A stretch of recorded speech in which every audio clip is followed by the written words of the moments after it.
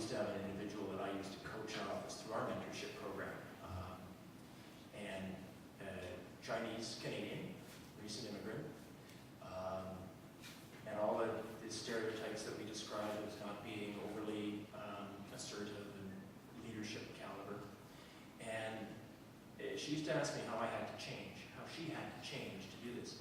And one thing I always told her is I said, you have to be aware of the environment that you're in, but you have to be able to look at yourself in the mirror and be happy with who you are.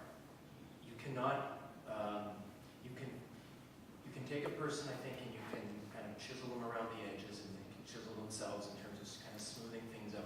But you can't fundamentally change who you are. You have to play to your strengths and you have to be satisfied with who you are and respect who you are and look at yourself in the mirror every day and know that you're doing the right thing. Now that's easy to say as an individual. I think every organization has a responsibility to put into place, certainly I think the 4 initiatives that Tung spoke on. Yes, we all have to change to fit in to a new environment. But I will go further that how much I'm going to make them change. So, because you also can contribute. You bring yourself into this organization. And then you also wanted to be the changing agent. So, I mean, not that you take them out for dim sum every day, but there are things that you can talk about, your traditions, your history, and even being brought up in a Chinese-Canadian family in Kelowna. And so that's the kind of things that you wanted to bring. You wanted to make yourself as a part of. I'm the part of the institution, and so I'm going to fit in. At the same time, you have to fit in to us. I mean, I'm going to help you to change as well. The most important thing to the guy who's going to hire you is how much money you're going to make for him. It's all about the economics of it, and Doug hit it right on the nail. Like it's all about economics.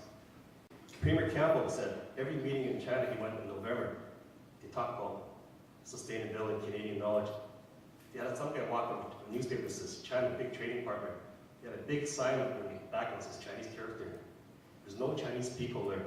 There's something really wrong with this whole formula to get people there talking about this great opportunity. There's no Chinese people organizing it or even speaking about it. But then I look at around me, there are hardly any Chinese people, no Chinese media. So we only have ourselves to blame. Okay, so what I'm trying to say to all of you right now is that the opportunities are out there. We've got to help ourselves. Because the thing I tell my students when I talk to them is when I have a job, someone offers me a job, an opportunity for a job, and I can't take it, what I should do is pass it to my classmate. We have to help each other. We don't compete against each other, because that's what I see very prevalent in the Chinese Canadian community. We're very competitive. We sort of almost go out there and kill ourselves. I do research on Latino communities, particularly in New York, and I've done a lot of work on discrimination and glass ceiling issues. And one of the things that I find there is that the people who succeed and the people who are doing the best in that community are not people who have completely assimilated and adopted American ways and language and lost their own culture. It's the people who are bicultural, in a sense, who can go back and forth and who can code switch so that if they're in an environment where it's needed to be a part of the dominant group, they can do so, but just as easily if they have clients who are from their own community, they can serve those clients. And I think that that's been touched on. That's part of the economics of the issue. Now here in Vancouver, there is a very large Chinese-Canadian population, and part of succeeding in Vancouver is going to be being able to fit into occupations where you can have those people as clients and tap into that potential. So I think that that's one thing that has perhaps come out of this discussion, and I'd be interested to hear any of your comments on that. When I'm acting like a politician and using English, when I have someone who's my supporter, a female supporter, I go and give them a big hug, a beer hug, and I kiss them both cheeks.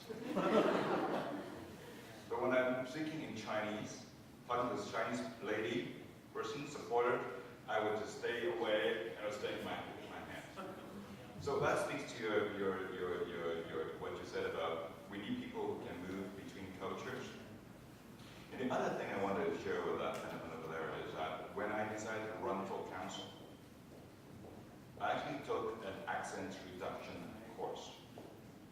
still have an accent, but at least now I know what words I cannot use to avoid being misunderstood.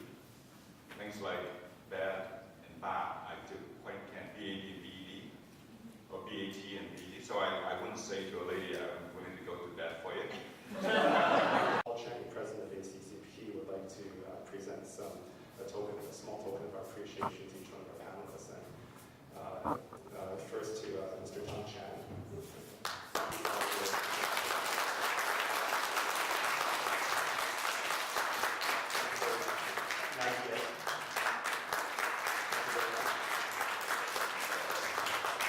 David Wong.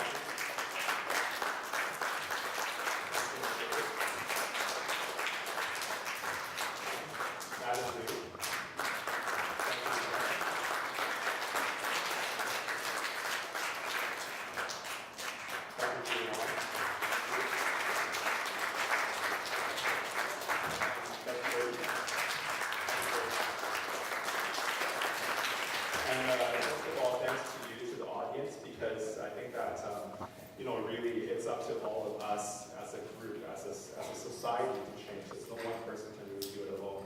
And to end off today's session, I want to bring everybody's attention to our 2007 gala, which is on Sunday, May 6th. And we have a very special honored guest, is keynote speaker, Senator Vivian Boyd, who many of you will know as being the first and only Chinese-Canadian senator in our government. So thank you all for coming today, and I hope to see you again. Thank you very much. Thank you for joining us. I just want to mention, last but not least, the moderators and doing a more than excellent job and guiding this discussion. Mr. David Lee, thank you very much. Yes. And as well, Mr. Adam, thank you. And also, presenter and closing remark, Dr. Edmond Wong. Thank you very much.